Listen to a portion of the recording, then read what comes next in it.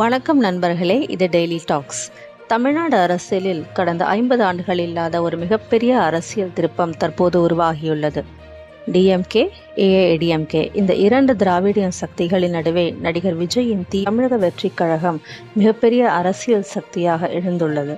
2026 தேர்தல் முடிவுகள் தமிழக அரசியலை முழுமையாக மாற்றியிருக்கின்றன. ஒருபுறம் தாவேகா மிகப்பெரிய கட்சியாக உருவெடுத்துள்ளது.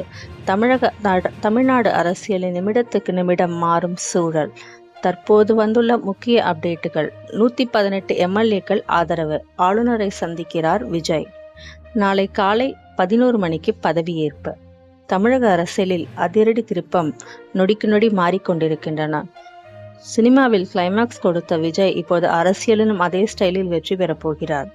தவிக தலைவர் விஜய் தமிழக ஆளுநரை நேரில் சந்தித்து எங்களிடம் 118 எம்எல்ஏக்கள் ஆதரவு இருக்கிறது என்று ஆட்சியமைக்க உரிமை கோரியுள்ளதாக தகவல் வெளியாகியுள்ளன. இதனால் நாளை காலை 11 மணிக்கு விஜய் முதலமைச்சராக பதவியேற்கலாம் என்ற தகவல் தமிழக அரசியலை முழுவதும் சூடு பிடிக்க வைத்துள்ளது. 234 உறுப்பினர்கள் கொண்ட தமிழக சட்டமன்றத்தில் பெரும்பான்மைக்கு தேவை 118 எம்எல்ஏக்கள். ஆனால் இந்த தேர்தலில் முதல் முறையாக போட்டியிட்ட தவிக அதிரடி வெற்றியுடன் 108 இடங்களை கைப்பற்றியது. தமிழகத்தின் 62 ஆண்டுகால திராவிட அரசியல் ஆதிக்கத்தையே உடைத்தது. ஆனால் ஆட்சி அமைக்க இன்னும் 10 உறுப்பினர்கள் தேவைப்பட்டதால் ஆளுநர் RN ஆர்லோகர் உடனடியாக அழைப்பு வழங்க மறுத்ததாக கூறப்பட்டது. அதன் பின்னர் தமிழக அரசியல் முழுவதும் கூட்டணி கணக்குகள், ரகசிய பேச்சுவார்த்தைகள், திடீர் திருப்பங்கள் என பரபரப்பாக மாறியது. முதலில் திமுக கூட்டணியில் இருந்த காங்கிரஸ் விஜய்க்கு ஆதரவு வழங்கியது. விஜய்க்கு பாஜகவுடன் கூட்டணி இருக்கக்கூடாது என்ற நிபந்தனையுடன் 5 எம்எல்ஏக்கள் ஆதரவு வழங்கப்பட்டதாக தகவல் வெளியாகின. அதன் பின்னர் விடுதலை சிறுத்தைகள் கட்சி, இந்திய கம்யூனிஸ்ட் கட்சி மற்றும் மார்க்சிஸ்ட் கம்யூனிஸ்ட் கட்சியும் தவிகவுடன் தீவிர ஆலோசனையில் ஈடுபட்டது. அதன் பிறகு வந்தது மிகப்பெரிய அரசியல் திருப்பம். தமிழகத்தில் அமையுள்ள தவிக அரசிற்கு நிபந்தனையற்ற ஆதரவு என்று மார்க்சிஸ்ட் கம்யூனிஸ்ட் கட்சி அதிகாரப்பூர்வமாக அறிவித்தது.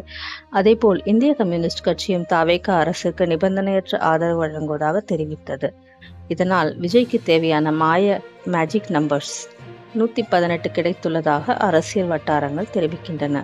சில தகவல்களில் தவிக ஆதரவு எண்ணை 120 கூட தாண்டியுள்ளதாக கூறப்படுகிறது. இதற்கிடையில் திமுக மற்றும் அதிமுக இணைந்து ஆட்சி அமைக்கலாம் என்னும் தகவலும் பரபரப்பை ஏற்படுத்தியது. ஆனால் அந்த அசாதாரண கூட்டணி வெறும் வதந்தியாகவே முடிந்துவிட்டதாக தகவல்கள் தெரிவிக்கின்றன.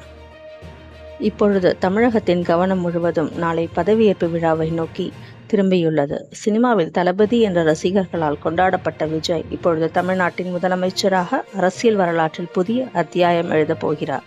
அல்லது இன்னும் ஒரு அரசியல் திருப்பம் காத்திருக்கிறதா? தமிழக அரசியலின் அடுத்த சில மணி நேரங்கள் வரலாறு எழுதப் போகும் தருணங்கள். மேலும் அப்டேட்டுகளுக்கு எங்கள் சேனலை சப்ஸ்கிரைப் செய்யுங்கள். நன்றி.